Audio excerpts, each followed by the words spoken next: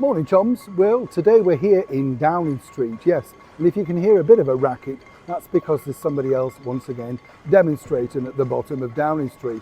Oh, yes. Now, this, as we all know, is the official residence of the British Prime Minister. Just the term Downing Street, really, well, means everything to people around the world.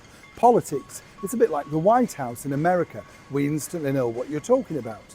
Now, this particular street was put together by George Downing in the 1600s. But by the 1800s, this particular area wasn't considered glitzy or glamorous at all. Oh no. This was because there were a lot of gin palaces and undesirables up and down the street. Some might say nothing too much has changed, but consequently then it became synonymous with really being the home of politics. Now, one of the longest reigning monarchs, as we know, was none other than the brilliant and late Queen Victoria. But unlike, of course, Queen Elizabeth, she didn't like to visit Downing Street because she preferred her prime ministers, and there were many, of course, to come to her, and rightly so.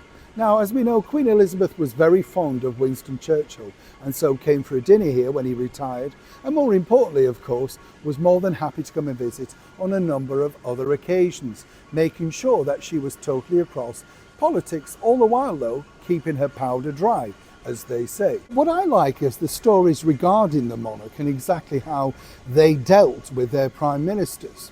When you think about it, our late and brilliant monarch, Her Majesty the Queen, Queen Elizabeth II, must have had some rather tricky times with people that clearly were not enamoured with the monarchy. And we've seen this recently, haven't we, with the latest batch of people in here.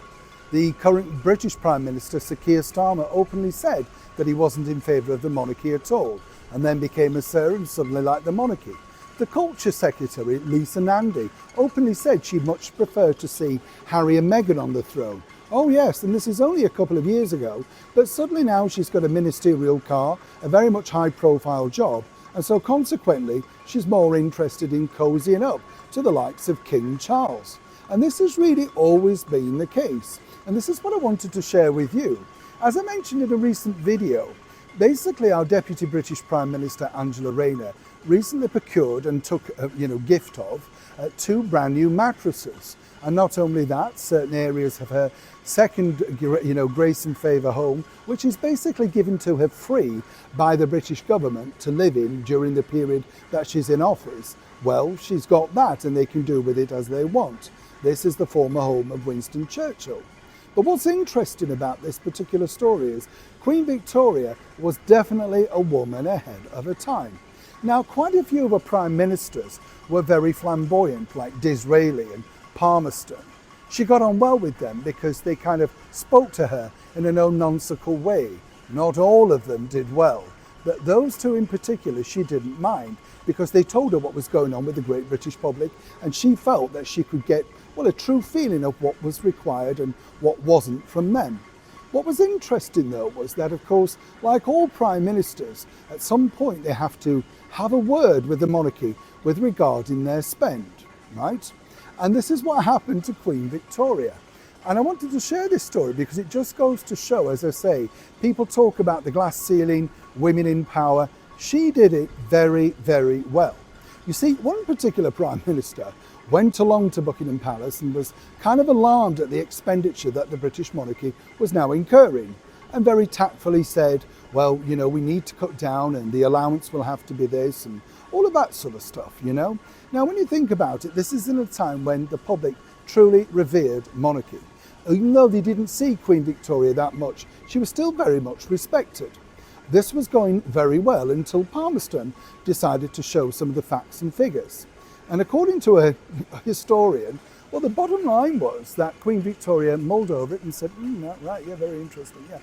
By the way, and she pulled out the expenses of what that particular Prime Minister had incurred during his time refurbishing this place at number 10 Downing Street, basically pointing out that, well, she hadn't spent as much as him, perhaps recircling it or, repointing it or painting the rooms or having hot water inserted, all that sort of stuff. And this was something that she repeated time and time and time again with all the prime ministers that came or who wanted to decide to cross her. Now, not one prime minister ever passed this information on to the next one because they relished the idea of how would they literally deal with somebody like Queen Victoria. So when you think about a woman like that and you say, well, how difficult must it have been for her taking on these men? Make no mistake, Queen Victoria did not suffer fools gladly. And the people that resided in here, number 10 Downing Street, well, they certainly learned the hard way. Neil Shaw, 10 Downing Street, London.